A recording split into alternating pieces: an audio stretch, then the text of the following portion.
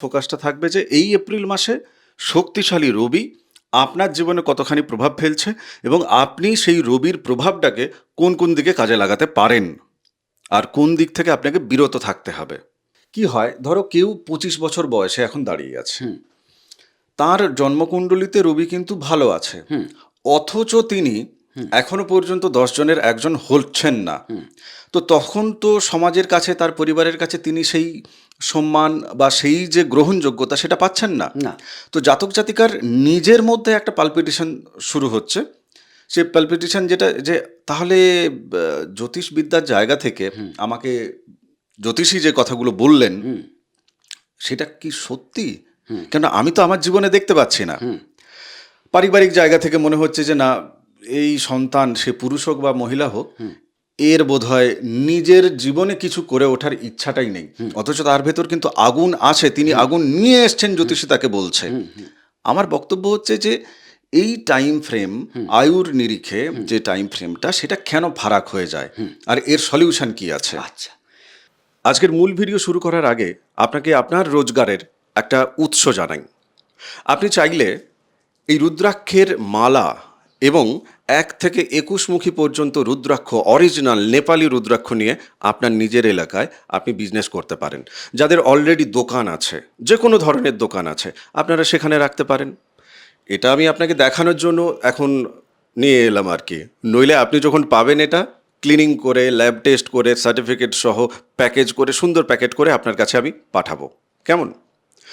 কিভাবে বিজনেস করবেন, একেবারে যারা নতুন তারা ভাবছেন, গাইড দিয়ে দেবো আপনাকে। নাম্বার আছে, যোগাযোগ করুন, কথা হবে। নমস্কার, নর্মদে হর শিবকুণ্ডা মা নর্মদাকে প্রণাম জানিয়ে শুরু করছি আজকের এই আলোচনা।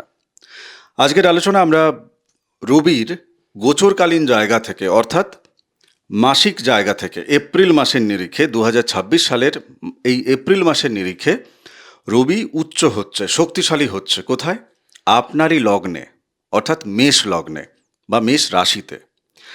আলোচনা মূলত আমরা লগ্নকে ধরে করব এবং রবির সম্পর্কে আরও আশেপাশের কিছু দুটো চারটে তথ্য আমরা দেব, কিন্তু মূলত আমার আলোচনার ফোকাসটা থাকবে যে এই এপ্রিল মাসে শক্তিশালী রবি আপনার জীবনে কতখানি প্রভাব ফেলছে এবং আপনি সেই রবির প্রভাবটাকে কোন কোন দিকে কাজে লাগাতে পারেন আর কোন দিক থেকে আপনাকে বিরত থাকতে হবে। কেমন এই জায়গাটা?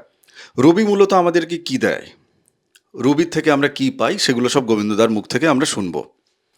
আমার প্রথম প্রশ্ন তোমার কাছে, রবি মূলত কি দেয় মানুষকে? রবি কি কি প্রদান করে?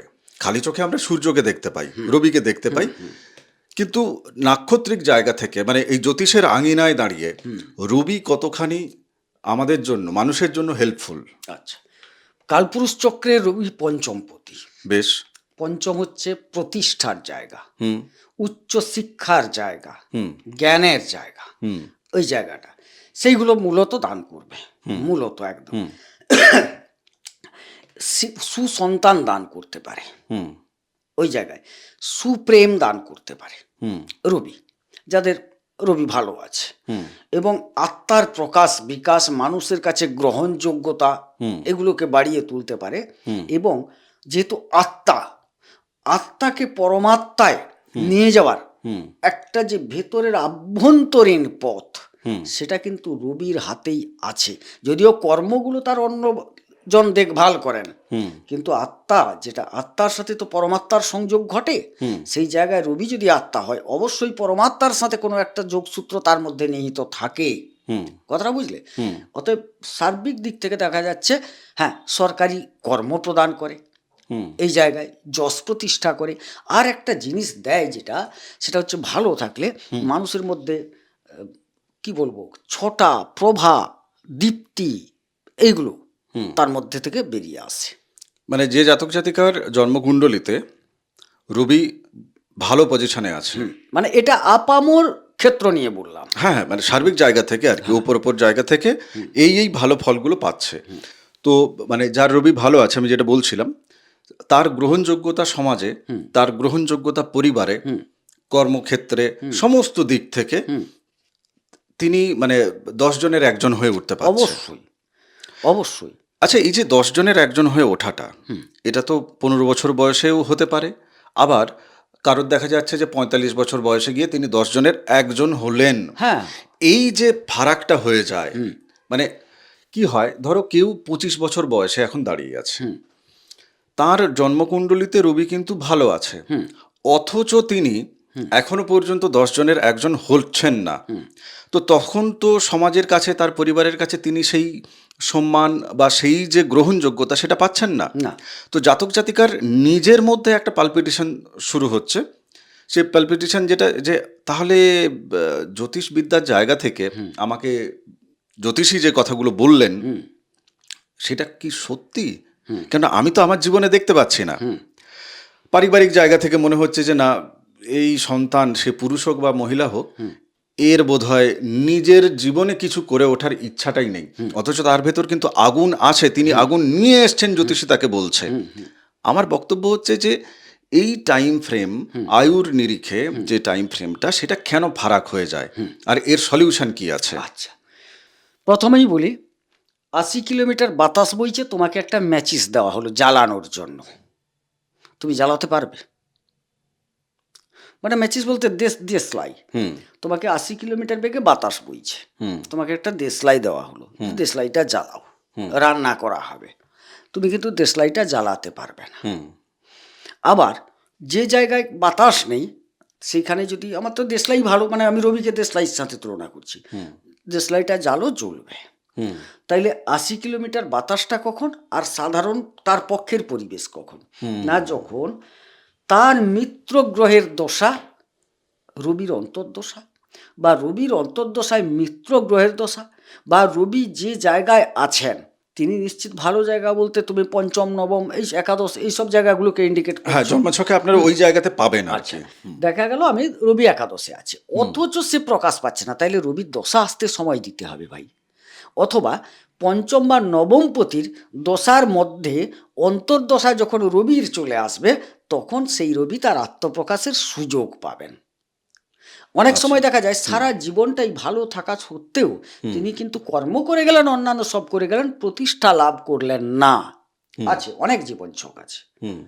এর কারণ হচ্ছে তার দশাটা, রবির দশাটা তিনি পাচ্ছেন না, মানে পুরো আয়ুতে তিনি পেলেন না।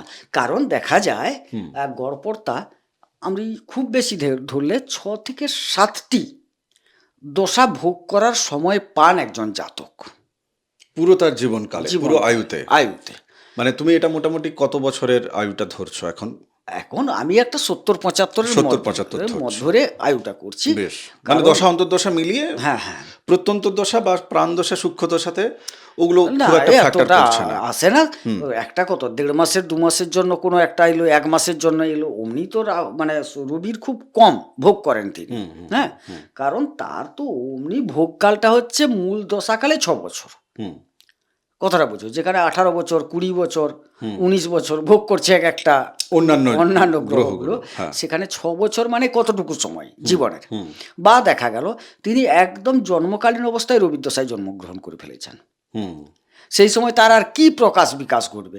বড় জোর দাঁত বার করে খিলখিল করে হাসবে, যে ছেলেটি খুব সুন্দর, কি সুন্দর মিষ্টি হাসি দেখো, বা শরীরটা সেই সময় ভালো থাকলো, এটুকু হতে পারে। কিন্তু অ্যাকচুয়ালি যে রবির যে তেজ, ছটা, দীপ্তি, প্রভা, এই যে জিনিস, সেগুলো প্রকাশ পাবে কখন? আচ্ছা, পরিণত বয়স। বুঝতে পেরেছি। তুমি এখানে ওই তুমি যখন 1-5-9-এর কথাগুলো বলছিলে, যে জন্মছকে রবি যদি 1-5-9-এ থাকে তাহলে সেটা শুভ জায়গা হচ্ছে। না, একাদশে থাকলেও, তবে হ্যাঁ, এখানে একটা বিতর্ক আছে কোন জায়গা থেকে কোন জায়গায় অবস্থান করছেন, একটা দিক। তবে মূলত রবি তৃতীয়, ষষ্ঠ এবং দশম একাদশে ভালো ফল দেন। তৃতীয়, ষষ্ঠ, দশম, একাদশ। 1-5 বাদ দিলে কেন? 1-5টা হচ্ছে কি, যদি তিনি নিজস্ব সেখানকার অধিপতি হয়ে যান না কোনো কারণে, তিনি পঞ্চমপতি হয়ে গিয়ে নবমে বসে গেছেন। কথাটা খুব বুঝবে। মেষ লগ্নের নিরিখে যদি আমি দেখি, তুমি এতক্ষণ সার্বিক আলোচনাটা করছি, আমি মেষ লগ্নকে মাথায় রেখে আলোচনা করছি। মেষ লগ্নের পঞ্চমপতি কি? রবি। তিনি এখন লগ্নে বসে আছেন। অবশ্যই পঞ্চমপতি রবি যখন যাবেন, সাফল্য নিয়ে যাবেন, উচ্চ শিক্ষা নিয়ে যাবেন, প্রতিষ্ঠা নিয়ে যাচ্ছেন, এই সময়, এই গোচরকালে অর্থাৎ এপ্রিল নিয়ে যাচ্ছেন। সঙ্গে কিছু নিয়ে যাচ্ছেন শত্রুতা, ক্ষয়ক্ষতি, এগুলোও নিয়ে যাবেন। কেন? এগুলো তার চরিত্র। মানে রবির চরিত্র। হ্যাঁ, রবির চরিত্র লগ্নে বসলে দেখা যাচ্ছে গোচর কালে কেন লগ্নে বসলে রবি সাধারণত একটু রোগ শোক অবনতি অশুভ কিছু পরিবর্তন সূচিত করেন।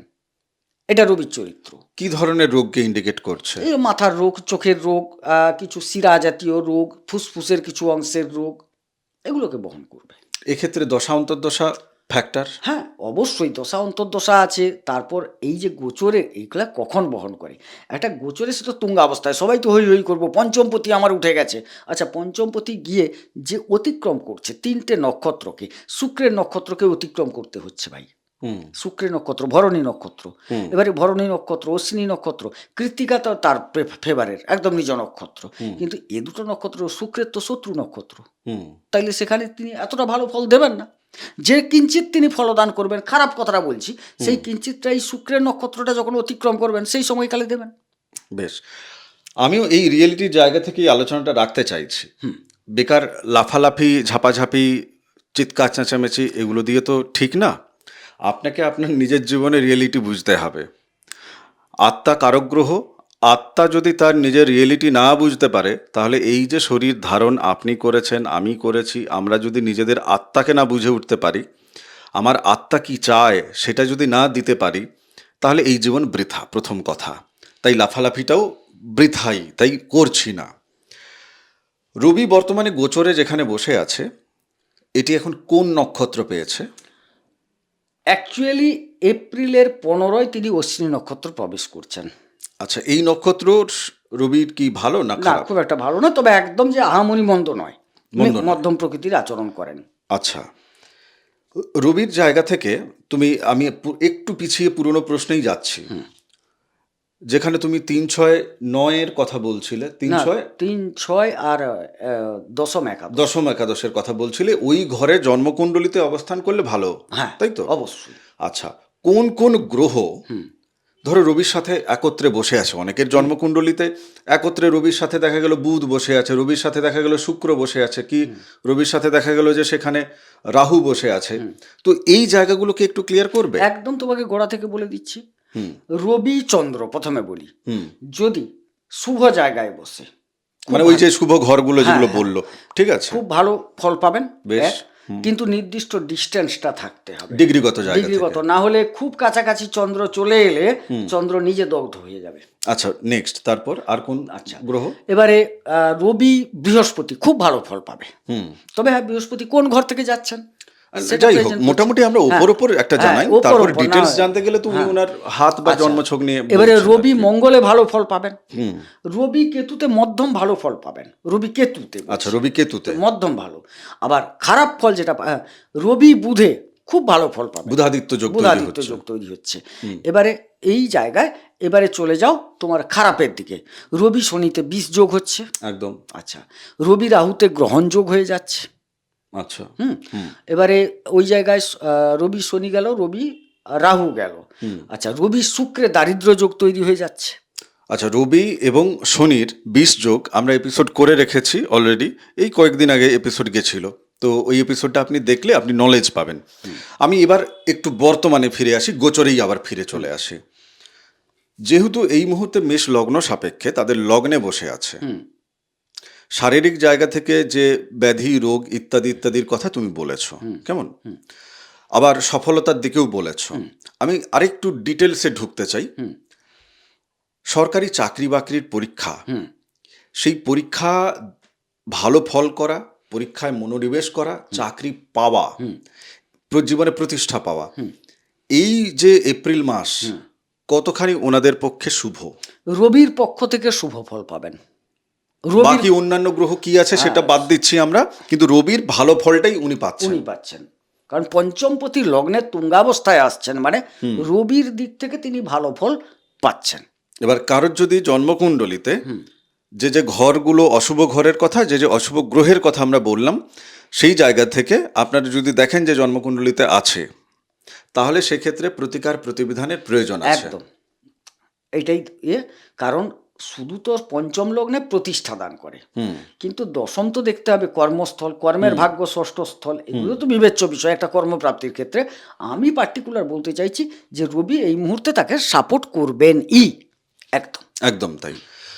আচ্ছা ধরো এই যে রবির এর বর্ণ সম্পর্কে যদি একটু তোমাকে জিজ্ঞেস করি, মানে ধরো ঠিক জ্যোতিষের তো অনেকগুলো আঙ্গিক আছে বিচার করার, তো প্যারামিটার আছে, ঠিক কি বর্ণে পড়ে রবি? তাম্রবর্ণ, স্বর্ণবর্ণ, মানে উত্তপ্ত স্বর্ণাভ, অর্থাৎ তাম্রবর্ণের মতো। মানে যে কালারটা দেখি আমরা আর হ্যাঁ কি হ্যাঁ হ্যাঁ রবিকে। হ্যাঁ হ্যাঁ, অরুণোদয় কালের সময়কালটা যেটা আচ্ছা। বোঝায়। মানে এক্ষেত্রে ধরো কোনো জাতক জাতিকা এই কারণেই কি বলা আছে যে ভোরবেলা ওঠো, সূর্যের তুমি রশ্মিটা গায়ে দাও, গায়ে লাগাও, তাহলে তোমার রবি স্ট্রং হবে, এই যে জায়গাটা? হ্যাঁ, ওই সময় রবি বলবান থাকেন। প্রথম প্রহরে, দিবার প্রথম প্রহরে বলবেত্তা যোগ একটা আছে। হুম রবির তার প্রথম প্রহরে, দিনের প্রথম প্রহরে রবি বলবান থাকেন। হুম তো সেই সময় যদি আমার রবি খারাপ থাকে, আমি যদি উঠি, রবিকে সন্তুষ্ট করি, রবিকে দর্শন করি, রবিকে স্নান করে অর্ঘ্যদান করি। অর্ঘ্যদান যে সিস্টেমে দেওয়া হয়, তামার পাত্র নিতে হবে, তাতে একটা চান করার পর তামার পাত্র নেবে, একটু লাল ফুল নেবে, একটু জল নেবে। হ্যাঁ, কেউ কেউ অন্যান্য আরও আছে, আমি জেনারেল সব দিনের কথা বলছি। এবারে নিয়ে সূর্যের দিকে মুখ করে দাঁড়িয়ে সূর্যার্ঘ্য দেওয়ার মন্ত্র আছে, ওং নমো বিবস্বতে ব্রহ্মণ ভাস্বতে বিষ্ণু তেজসে জগত সবিত্রে সুচয়ে সবিত্রে কর্মদায়িনে ঈদমর্ঘ্যম নমো শ্রী সূর্যায় নমঃ। আরও একটি মন্ত্র আছে, এই সূর্য সহস্রাংশ তেজ রাশি জগৎপতে অনুকম্পায় মাং ভক্তিয়া গৃহাণার্ঘ্যং দিবাকরম। এই বলে প্রণাম করুন। নমঃ জবা কুসুম শঙ্কাশং কাশ্যপেয়ং মহাদ্যুতিম ধান্তারিং সর্বপাপঘ্নং প্রণৌতুস্মি দিবাকরম। মন্ত্রগুলোর মধ্যে অনেক কিছু নিহিত আছে। দেখো, প্রথম মন্ত্রটায় কর্মের কথা উল্লেখ আছে, হ্যাঁ, শেষের প্রণাম মন্ত্রে বিঘ্ন নাশের কথা উল্লেখ আছে। তো আমি সেই একটা জায়গা মাথায় রাখো ভাই, 9টি গ্রহ, একমাত্র সূর্যকে নারায়ণ বলা হয়েছে।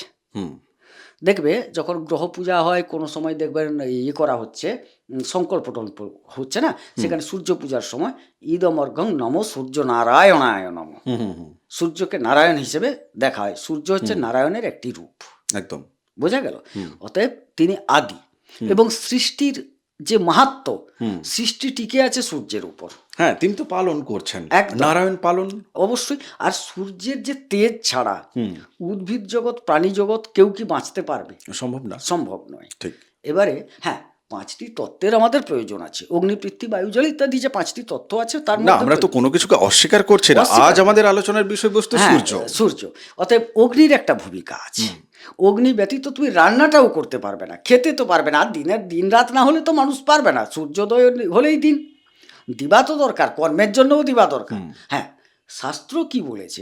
রাত্রিকালীন কর্ম করতে বলেনি, শাস্ত্র বলেছে তুমি একটা জায়গায় নির্দিষ্ট, মানে জনসাধারণের জন্য যে কর্ম, সেটা দেখবে সূর্যাস্ত মানে তোমার কর্ম শেষ, তুমি এবারে খাওয়া দাওয়া করে তুমি এবারে বিশ্রাম নাও। বিশেষ কিছু কর্ম আছে যেটা রাত্রিকালীন কর্ম, সেটা হচ্ছে একটা আধ্যাত্মিক উন্নীত পর্যায়ের, আর চোর ডাকাতের কথা বাদিয়ে দিলাম, সেটা তারা রাত্রিকালীন কর্ম।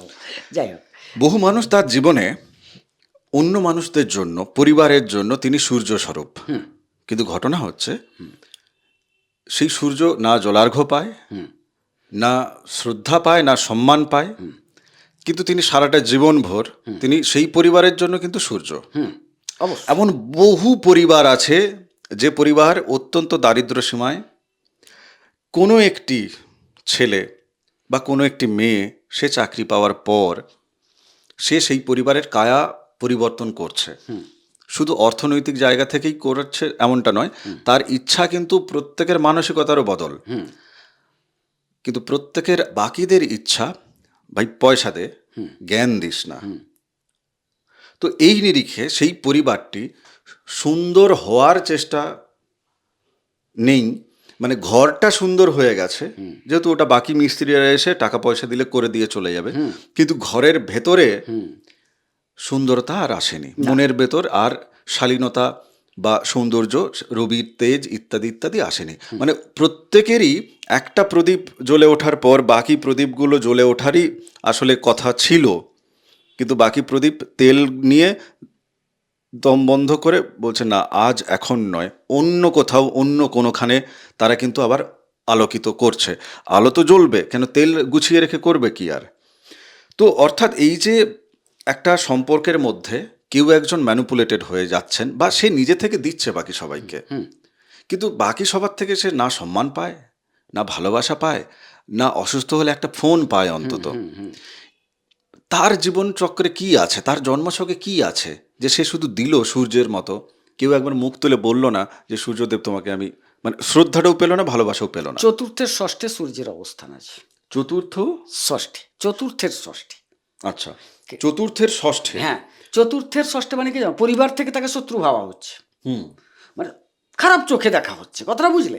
সে করে যাচ্ছে, কিন্তু লগ্নাধিপতি, আমি একটা উদাহরণ দিলাম, যে মনে করো কোনো লগ্নাধিপতি হচ্ছে রবি, মানে নবমে জন্মকুণ্ডলিতে সূর্য আছে। হ্যাঁ, নবমে সূর্য আছে, নবমের সূর্য উদার সূর্য, সে চেষ্টা করে যাচ্ছে, কিন্তু নবমের সূর্য ফলটা কিন্তু ভালো পায় না, সে নিজে পায় না। আচ্ছা, এটাই হচ্ছে কথা। আচ্ছা, সেই জায়গাগুলোকে বিশ্লেষণ করার দরকার আছে, এবং কুণ্ডলী দেখে কোন নক্ষত্রে বসে আছে, চতুর্থপতির সাথে তার সম্পর্ক কি, পরিবার, যেহেতু চতুর্থ মা বাবা নিয়েও আলোচনা করা হচ্ছে, পরিবার নিয়ে আলোচনা করা হচ্ছে, তার সাথে সেই যে নক্ষত্রে বসে আছে সেই নক্ষত্রের সম্পর্ক কি, নক্ষত্রাধিপতির সম্পর্ক কি, কোন নক্ষত্রে বসে আছে, হ্যাঁ, অনেক কিছু বিশ্লেষণ দেখতে হবে। বর্তমানে এই যে ধর যে একটা প্রশ্ন, আমি সময়ের অনেক অল্প জায়গা, রবি নিয়ে যদি আপনারা চান কখনো আমরা বিস্তারিত দীর্ঘ আলোচনায় আমরা যেতে পারি। বর্তমান সময়ে এই যে পারিবারিক যে দ্বন্দ্ব, পারিবারিক যে ভাই বোনেদের সাথে যে একটা মানে কি বলবো সম্পর্কের জায়গা থেকে একটু কি স্বস্তির জায়গা পেতে পারে, যেহেতু লগ্নে, মেষ লগ্নে যেহেতু বসে আছে, মেষ লগ্নের জাতিকারা কি পেতে পারে, জাতক জাতিকা? হ্যাঁ, একটু নিজস্ব যে প্রতিভাটা, সেটার একটা প্রকাশ বিকাশ ঘটবে, কথাটা বুঝলে? প্রকাশ বিকাশ ঘটবে, এবং এদের চতুর্থ তো চন্দ্র, হ্যাঁ, এবারে চন্দ্রের ঘটনাটা হচ্ছে কি, উনার প্রকৃত রাশি যদি মেষ হয়, দেখা যাবে উনার মা একটু রাগী হবেন, এই জায়গায় পরিবারের অন্যান্য জনেরও একটু রাগ হবে, এটা ঘটবে।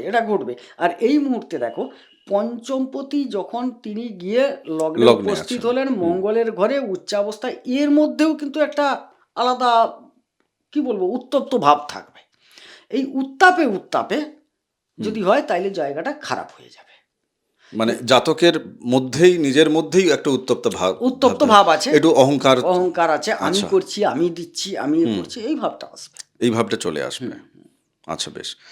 যাই হোক, আমি লাস্ট একটা প্রশ্ন করি। ধরো এই যে আমরা তো একটা আত্মার কথা বলছি রবিকে কেন্দ্র করে, তাহলে এই রবি আমার জীবনে কোথা থেকে এলো, মানে এই শরীরে এলো কোথা থেকে, মানে আমরা কোন লোক থেকে এই আত্মা জার্নি করে এই পৃথিবী লোকে এসেছে, জ্যোতিষবিদ্যা সেই জায়গাটাও কি খুঁজে বলতে পারে?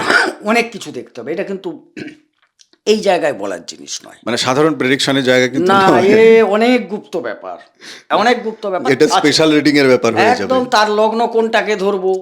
দেখুন, এখানে আমি জ্যোতিষ শেখাতে ঠিক আসিনি, হ্যাঁ, কথা বলছি, কারণ এইসব শিখতে হলে অনেক টাকা খরচ করতে হয়, সোজা কথা একদম ভাই, আমি যেটা বলি স্পষ্ট বলি। তুমি বলো। এবারে এগুলো এত গুপ্ত ব্যাপার, তাও একটা হিন্টস ছোট্ট করে দিয়ে যায়, না হলে বলবে জানে না। পঞ্চমকে আমাকে মাথায় রাখতে হবে, দিয়ে পুরো জিনিসটাকে দেখার চেষ্টা করতে হবে, বাস।